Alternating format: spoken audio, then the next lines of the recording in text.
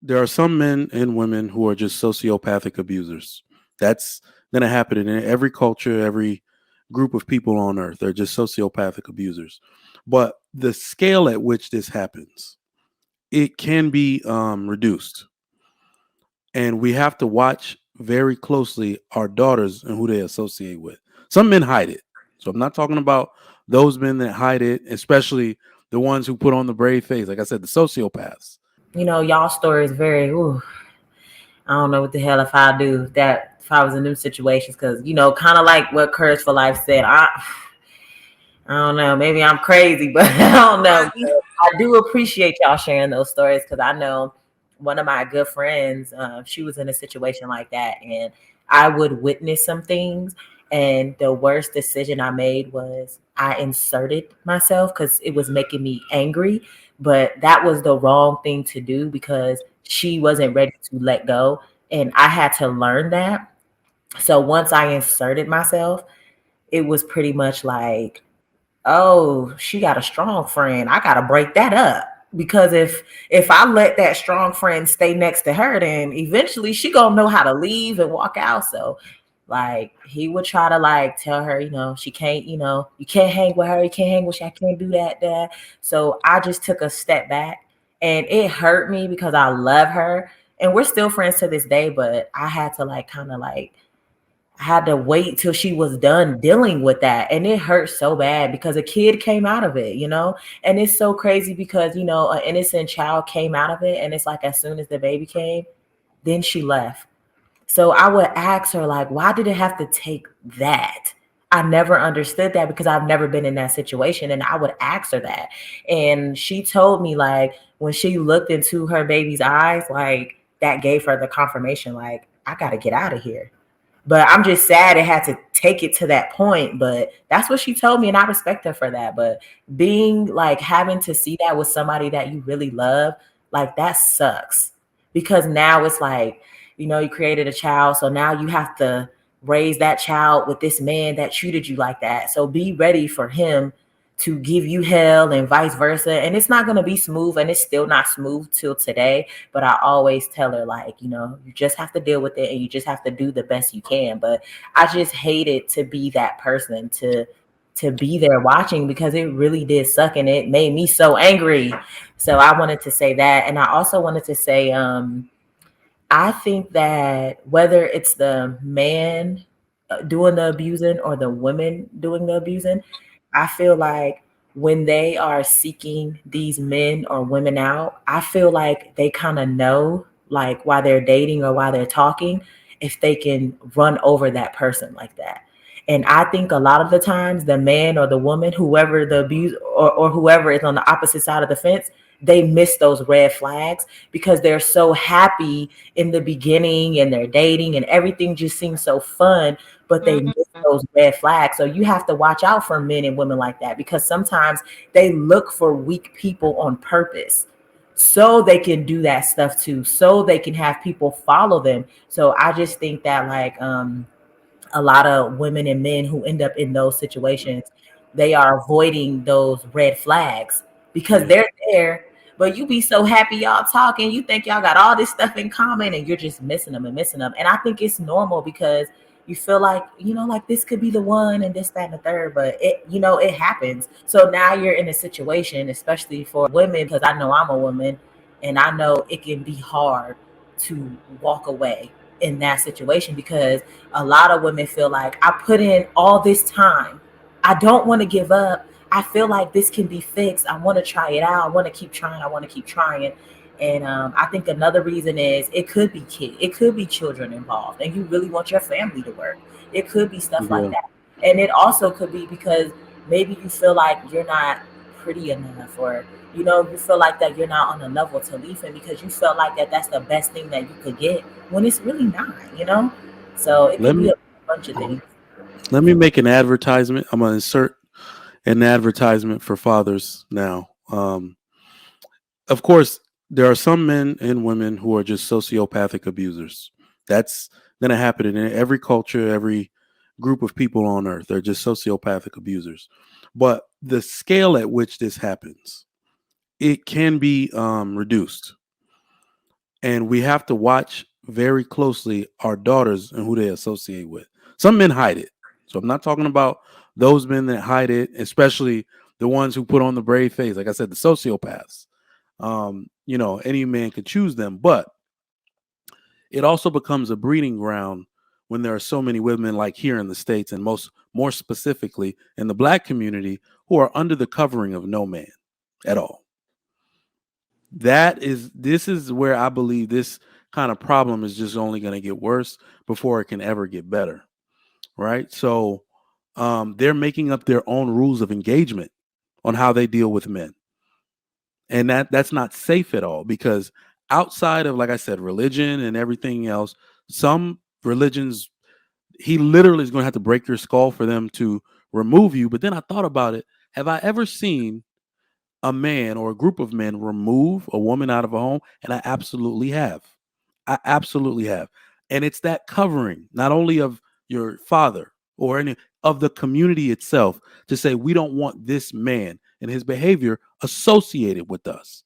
Because now his behavior is so consistent, it's so bad that it looks like this group of us are like that as well. And what will we look like if we condone it? So I just think all in all, like I said, I'm making an advertisement. Women need to understand that when you're not under the covering of a man, a lot, the scale at which things can happen to you, the probability goes up a lot, right? So, and yeah, like I said, there are some men who just sociopaths, and those outliers and exceptions are there, but more often than not, I'm going to make sure my own daughter understands this. Um, I mean, damn, it's going to be really bad for her. She's not going to get a break from these teachings, but I just really can't think of how much of a asshole I'd feel like if I passed her off to an abusive man. I'm gonna have to go get her back, right? So And what trigger Mike. Oh, I'm sorry. No, I just wanted to ask really quick, like, what are ways, like, how do you, or is there a way to help a friend who may be going through an abusive relationship? Like, I know you said you took a step back, Shaq, and Saida, I know you said you didn't want to tell your family or anything like that because of the shame and the guilt. But like, are there red flags that friends or people, loved ones should notice? And like, is there a way to help, or do you just wait until they come to the reality of their own that it's like, this is not good for me, I'm done? And does it have to be that type of situation? oh man. Um, Oh, go ahead. like Mhm. in my opinion, there was taking accountability, of course, and I agree with Shaq and Inas. I think she mentioned earlier.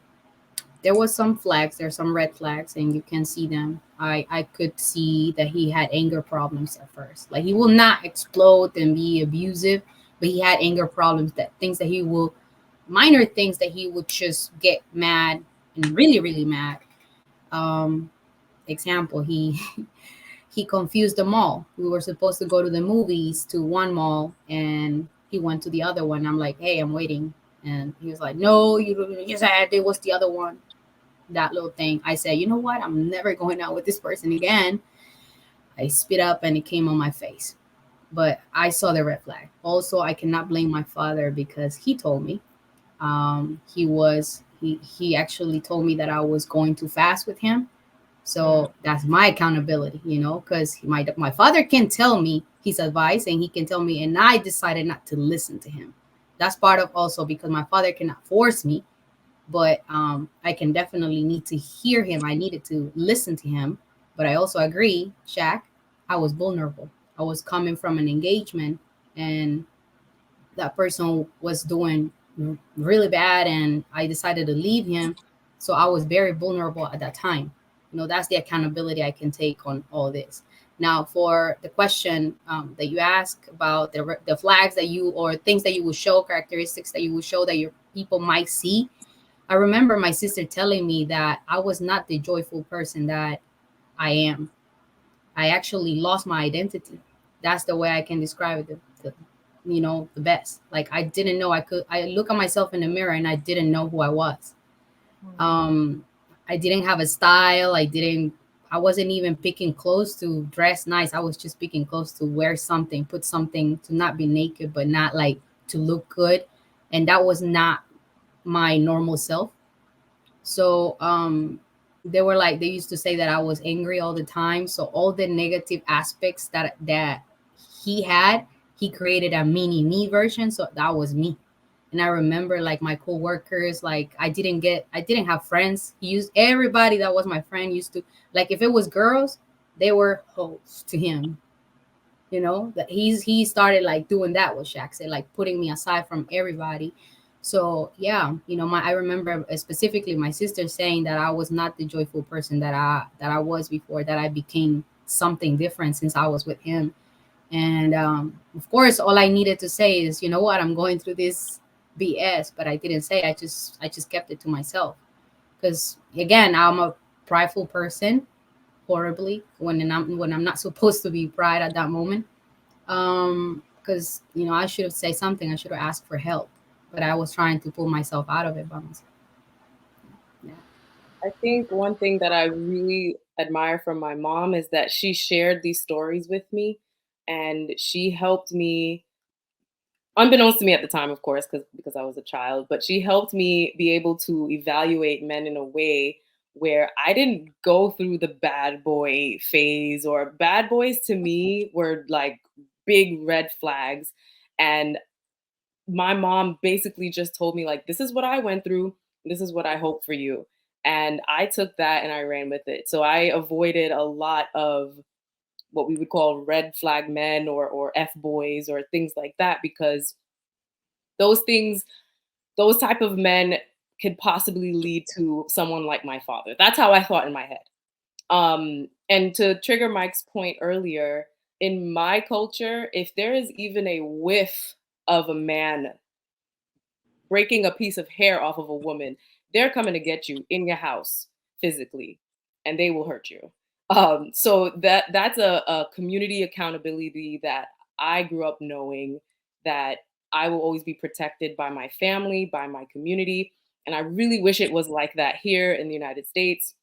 But that is something that I think we need to bring back. If that was ever in the Black community in the past, I think that's something we need to bring back. And you know, someone in the comments said, I guess maybe referring to my mom, well, you know, he didn't start off beating her up or something like that. I hate that narrative, because I just hate that narrative. However, we do have to realize that some people are just psychopaths, as Trigger Mike said. And even if my mom made him upset, made my father upset, that's no excuse to hit anybody. And then also we have to remember power dynamics. At the time, my mom was in a country and in a city that she did not know. She knew no one. And then my father purposefully moved my mom to the other side of the country, to California, where there were no Trinidadian people.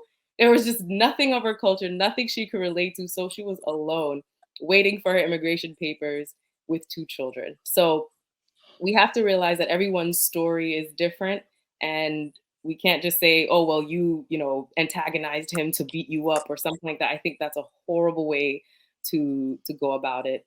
But I would hope and pray, Saida, that you please teach your daughter these things at the appropriate time, that she can avoid something like this. Because my mom talking to me, and later my father reaching out to me, had really helped with who I married today, who he's the most awesome man in the world.